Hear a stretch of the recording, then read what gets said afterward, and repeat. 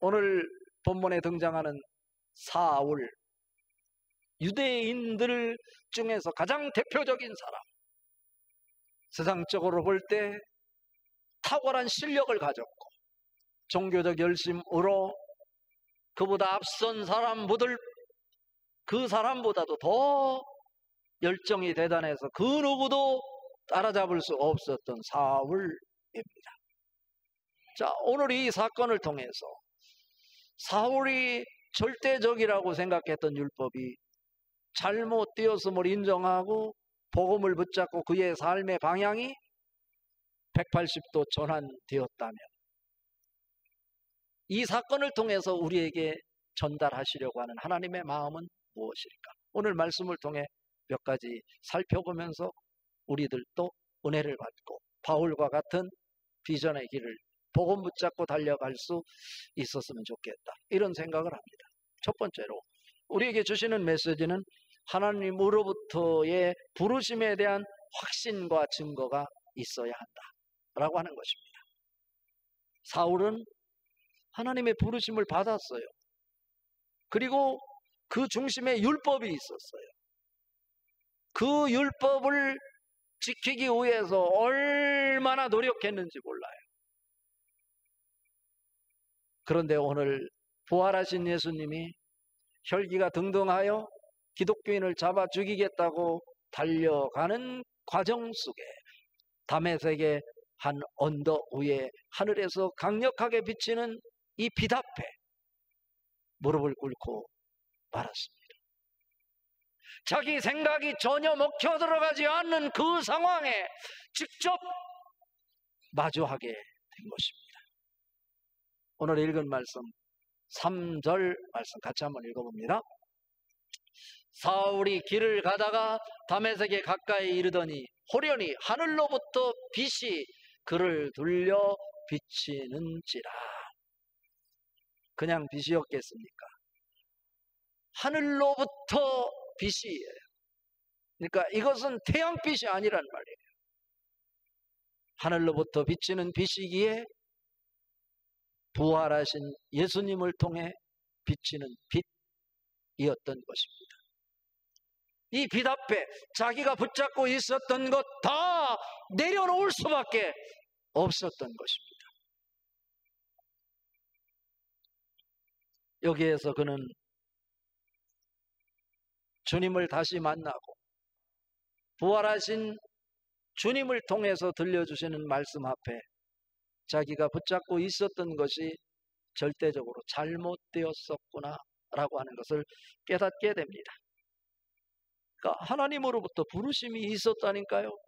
그리고 그 율법의 말씀을 붙잡고 누구보다도 열정적으로 신앙생활을 한다고 그가 종교인으로서의 신앙생활을 했습니다. 그런데 그것이 한순간에 무너지는 순간이에요. 그러니까 이 사울에게 있어서는 다시 한번 예수님을 통해서 하나님의 소명을 확인하는 순간인 것입니다. 이 사울이 다메섹에서 예수님을 만나는 사건은 개인적인 측면에서뿐 아니라 우리 기독교 역사에 있어서도 매우 중요한 한 사건으로 기록되고 있습니다. 자, 이 사건을 통해서 우리에게 전달하는 영적 메시지는 뭘까? 라고 하는 거죠. 우리는 이 사도행전의 사도들의 행적을 보면서 우리가 깨닫는 것은 뭐냐면 잘난 사람이건 못난 사람이건 그들이 계획에 의해서 그들이 원하는 삶 살아가는 모습 보지 못해요. 그들이 계획이 있었지만 전적으로 성령님께서 그곳에 찾아가셔서 성령님께서 직접 우리의 삶을 주도해가는 것을 우리는 경험하는 것입니다. 그래서 사도행전을 성령행전이다 라고 우리가 이름을 붙이기도 하는 거예요. 그러니까 사울이 위대한 인물이어서 그에게 예수님이 직접 찾아오셔서 그에게 빛을 비춰주었다, 이런 생각은 하지 말라는 거예요.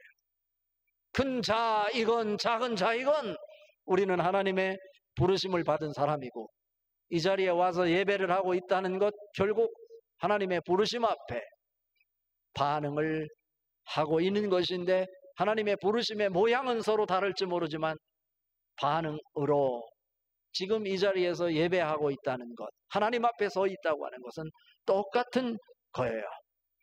예수님이 직접 찾아오셔서 하늘의 빛을 비춰주시면서 자기 생각을 모두 내려놓을 수밖에 없는 상황을 만들어 주셨기에 그는 평생 다메섹에 부활하신 예수님을 만난 사건을 자기의 새로운 하나님의 콜링으로 받아들였어요. 다시 말하면 하나님의 부르심에 대한 확신과 증거가 그에게는 있었다라고 하는 거죠.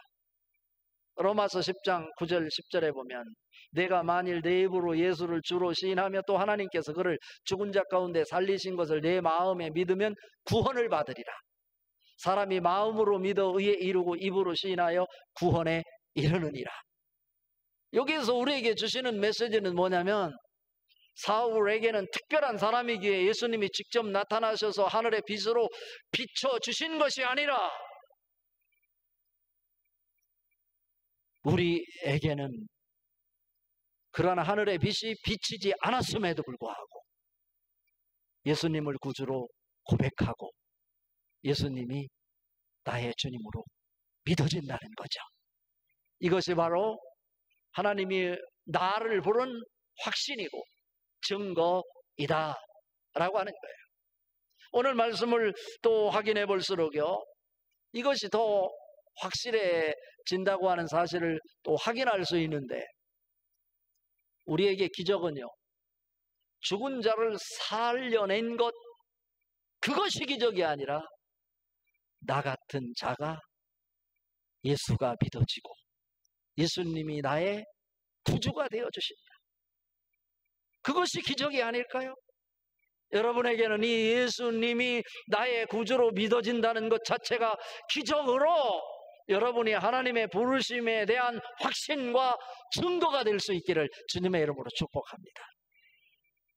그렇다면 오늘 사울의 이 사건을 통해서 우리에게 한 단계 더 새로운 영적 지식을 가르쳐주는 부분은 무엇이냐면, 신념과 신앙을 구분할 수 있는 영적 분별력이 있어야 한다라고 하는 거예요. 사울은 그가 열심을 가지고 다메섹까지 달려가는 열정이 있었지만 그것은 신앙 때문이 아니라 자기의 신념이었다라고 하는 거죠. 오늘 읽은 말씀 4절 말씀 같이 한번 읽어봅니다. 땅에 엎드러져 들음에 소리가 있어 이르시되 사울아 사울아 내가 어찌하여 나를 박해하느냐 하시거늘. 사울이 하늘의 강력한 빛 앞에 눈을 뜰 수가 없었어요. 도대체 당신은 누구이십니까? 나의 가는 길을 가로막는 당신은 도대체 누구십니까? 사울은 자기가 원하는 것, 자기가 마음먹으면 다 할 수 있다고 생각했어요. 가말리엘 문화생, 유대의 종교에 있어서 그 열심 누구도 따라올 수가 없었어요. 자랑할 것으로 치면 세상에 그 누구와 비교가 되지 않을 정도로 자랑할 게 많은 사람이 로마 시민권까지 가지고 있었던 사람입니다. 그런데 지금 다메섹을 향해 달려가는 이 사울의 모습을 보면서 저는 제정신이 아니라 기독교인들을 그냥 용납할 수 없어, 그들을 잡아 죽이는 것이 하나님께 충성하는 것이라 생각하고 지금 자기 곁에는 경찰관이 따라붙어 같이 동행하고 있는데도 불구하고 자기 마음을 새기지 못하는 거예요. 그 모습을 바라보면서 저는 오늘 사도행전을 기록한 누가가 왜 사울의 그 열정을 누구보다도 강력함으로 표출하면서 기독교인들을 잡아오는 것이 자기 인생에 있어서 그 어떤 것보다도 중요하다고 강력하게 살인 마음을 가지고 그들을 죽여야 되겠다. 산속의 사자가 며칠을 굶었다가 먹잇거리가 나타났을 때 그를 잡아 죽이기 위해서 막 숨이 가빠서 으르렁거리며 먹잇거리를 낚아채기 위해 날렵하게 달려가는 그 모습과도 너무나 유사한 거예요.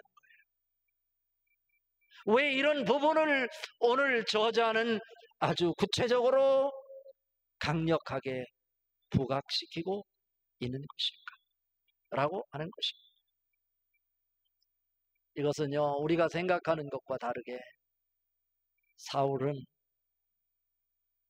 그러한 모습을 볼 때 누가 아무리 뭐라고 해도 예수를 받아들일 수 있는 부분이 0.1%도 없는 사람이다 라고 하는 것을 부각시키기 위해서 이렇게 표현하고 있는 거예요. 그런 의미에서 사울은 예수님을 받아들일 수 없는 사람으로 구원과는 거리가 먼 사람이다 라고 하는 것을 오늘 성경 기자는 우리에게 부각시키고 있는 것입니다. 그래서 예수님이 직접 사울을 찾아온 것입니다. 누가 얘기해도 그는 예수님을 받아들일 가능성이 전혀 없기에 예수님께서 직접 찾아오셔서 그의 눈을 차단하고 그의 생각으로 하는 것이 마음대로 되지 않는다는 것을 꼼짝달싹 못하도록 만들어버린 거예요. 누구의 도움 없이는 한 발자국도 나설 수 없는 사람이라고 하는 것을 스스로 깨닫게 하기 위해서 부활하신 예수님이 직접 나타나셔서 그 빛이 너무나 강력해서 눈을 뜰 수 없도록 만드는 거예요. 여기에서 우리가 깨닫는 것은 무엇입니까? 사울은 자신의 이런 열정적인 상태를 하나님을 잘 섬기는 일이라고 생각했습니다. 이런 생각은 바른 신앙에서 비롯된 것이 아니라 단지 그의 성장 배경과 그가 받은 교육의 기초에서 그런 생각을 갖게 된 것입니다. 이것은 신념에 불과한 거예요. 그러나 신앙은 자기가 배운 배경이나 교육에 의해서 생긴 자신감으로 만들어진 신념이 아니라 오직 하나님의 은혜로 얻어지는 것입니다. 여러분이 예수님을 믿어지는 것도, 예수님을 통해서 구원을 받는다는 것도 내가 배운 교육이나 나의 배경에 의해서 만들어지는 것이 아니라 하나님의 전적인 은혜로 예수님이 믿어지고 강대상에서 선포되는 말씀이 하나님의 말씀으로 받아들여지고, 이건 하나님의 은혜인 것입니다. 그래서 예수님이 믿어지는 믿음이 기초가 되는 것, 이것이 진정한 신앙이다 라고 하는 것입니다. 그래서 사도 바울은 후에 이렇게 고백하죠. 에베소서 5장 17절에 이러므로 어리석은 자가 되지 말고 오직 주의 뜻이 무엇인가 이해하라. 그리고 로마서 12장 2절에 보면 너희는 이 세대를 본받지 말고 오직 마음을 새롭게 함으로 변화를 받아 하나님의 선하시고 기뻐하시고 온전한 뜻이 무엇인지 분별하도록 하라. 영적 분별력이 있어야 된다라고 하는 것입니다. 누가복음 24장 45절에 보면 예수님이 제자들에게 이렇게 말씀하십니다. 이에 그들의 마음을 열어 깨닫게 하시니.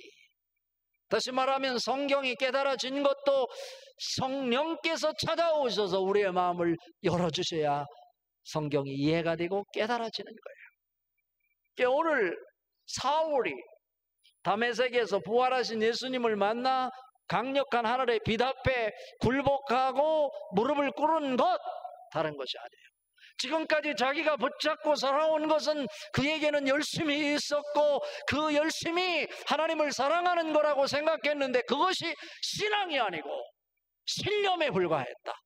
신앙은 하나님의 은혜로 주어지는 것이다.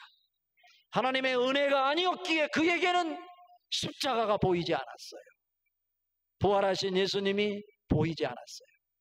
이 시간 여러분, 하나님 은혜가 넘쳐나서 여러분에게 내가 살아온 배경, 내가 받은 교육이 기초가 되어 예수님이 그려지는 것이 아니라 하나님이 전적으로 주시는 하나님의 은혜로 성령이 비춰주는 조명에 의해서 십자가 사건이 나의 구원 사건이라고 하는 것, 나의 죄가 씻어진다고 하는 사실이 믿어질 수 있기를 바랍니다.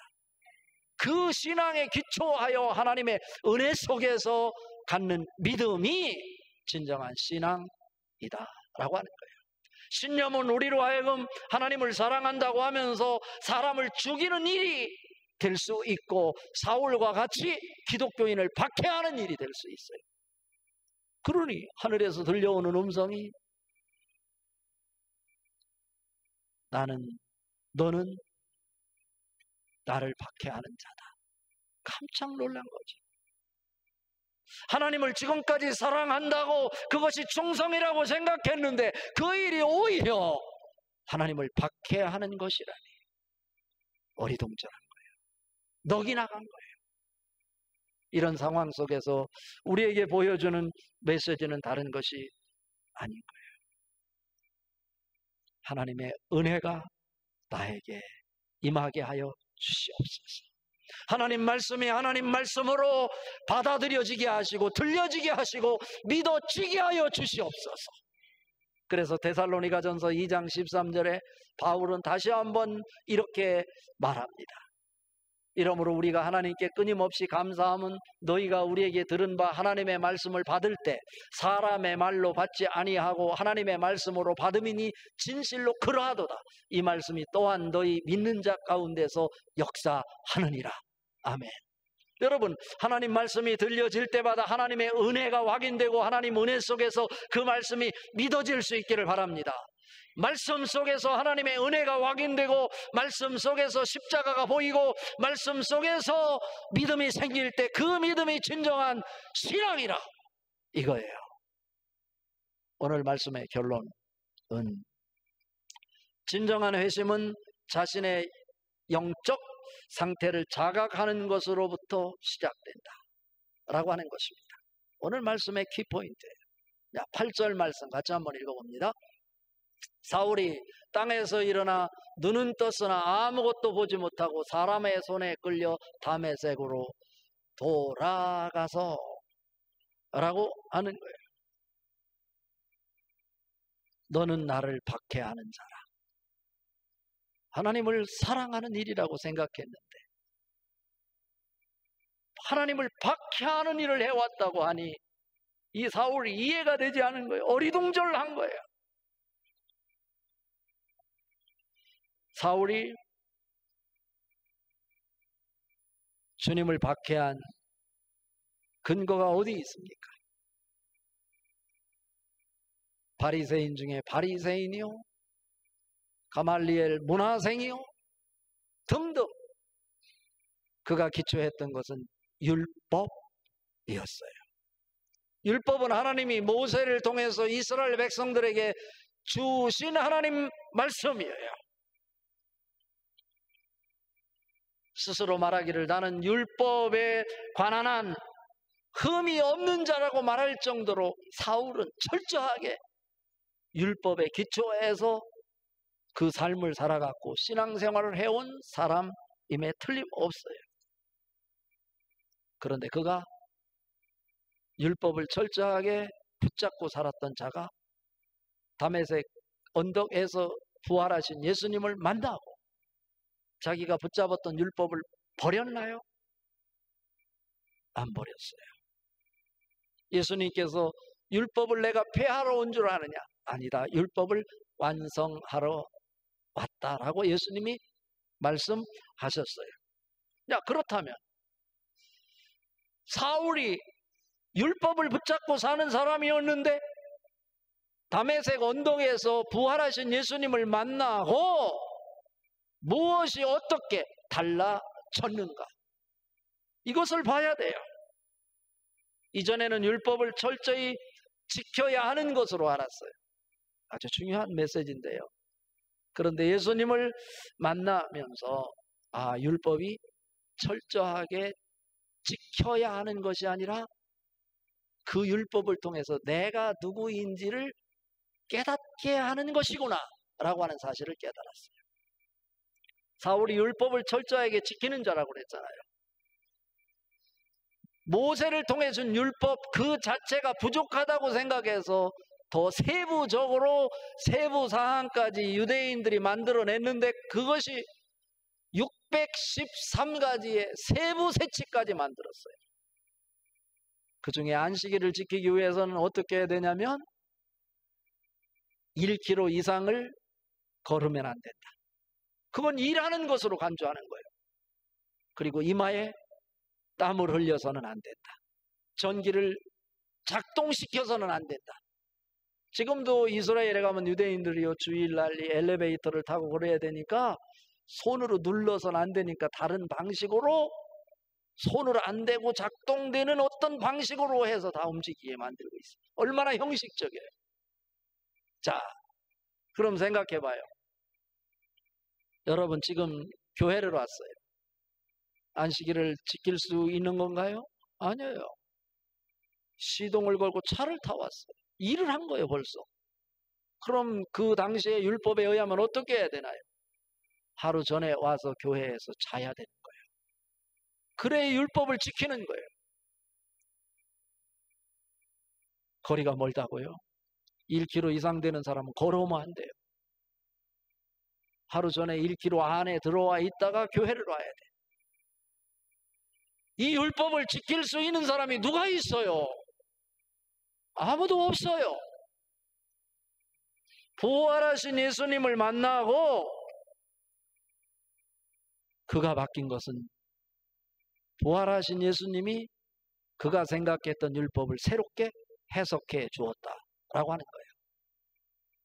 그것은 율법은 지키기 위한 것이 아니라 우리가 하나님께 결코 도달할 수 없는 죄인 중에 죄인이다 라고 하는 것을 깨닫게 하기 위한 것이다 라고 하는 거예요. 여기서 자유로울 사람이 누가 있나요? 다시 말하면 우리는 그 누구도 거룩하신 하나님 앞에 성결한 마음으로 죄 없는 모습으로 도달할 수 있는 사람이 아무도 없다고 하는 것을 폭로해 주시는 거예요. 이게 예수님이 율법을 다시 해석해 주는 것이죠. 로마서 3장 23절에 모든 사람이 죄를 범하였음에 하나님의 영광에 이르지 못하더니 그리스도 예수 안에 있는 속량으로 말미암아 하나님의 은혜로 값없이 의롭다 하심을 얻은 자 되었느니라. 우리가 살 수 있는 것은 전폭적으로 하나님의 은혜로 사는 것이지, 그래서 예수님을 믿는 믿음으로 사는 것이지 율법으로 사는 사람이 없다 이거예요. 율법이 무엇인지 여러분 새롭게 해석될 수 있기를 바랍니다. 전에는 신앙을 치장하고 열심내는 삶이 신앙생활하는 것인 줄 알았는데 그리스도를 만나면서 십자가의 보혈의 능력을 만나고 믿음으로 사는 삶으로 바뀌어졌다라고 하는 것을 오늘 말씀은 가르치고 있는 거예요. 그러니까 우리가 신앙생활 한다고 하는 것은 예수님과 연애하는 심정으로 살아가는 것이다. 제가 결론을 이렇게 내봤어요. 율법을 지키기 위해서 지금까지는 사울이 두렵고 떨리는 마음으로 이것은 반드시 지켜야 내야 된다고 공포 속에서 그 율법을 지키는 일에 참여했어요. 사울이 다메섹 언덕에서 부활하신 예수님을 만나고 앞을 볼 수 있었던 이유는 뭘까? 너가 눈은 떴지만 볼 것을 제대로 보지 못했다. 그래서 새로 영적인 눈이 뜨여서 율법이 아닌 복음이고 은혜이다 라고 하는 거예요. 우리가 헌금을 해도 하나님 앞에 봉사를 해도 하나님의 율법에 근거해서 두려움으로 그 일을 하는 것이 아니라 그분이 기뻐하시는 일이 뭘까? 그 심정으로.